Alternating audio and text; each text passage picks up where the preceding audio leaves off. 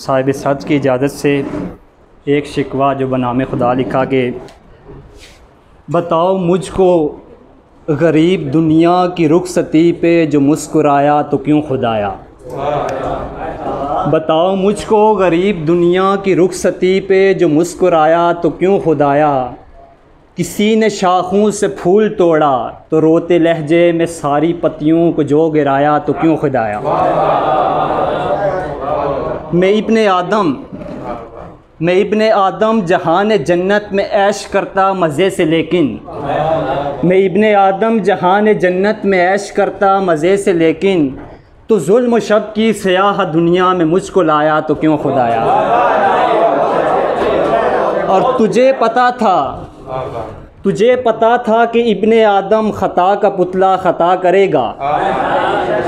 तुझे पता था कि इब्ने आदम ख़ता का पुतला ख़ता करेगा। बहुत थी हमको ये कैद दुनिया, बहश्ते हूरों अगर बनाया तो क्यों खुदाया। और सज़ाए खाकी जज़ाए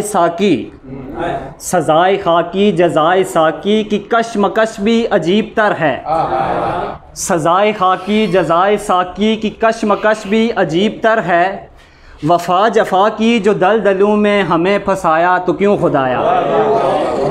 और हज़ारों लाखों की महफ़िलों में जो एक चाहा न मिल सका तो, हज़ारों लाखों की महफ़िलों में जो एक चाहा न मिल सका तो, करोड़ों अरबों की महफ़िलों का जहां रचाया तो क्यों खुदाया।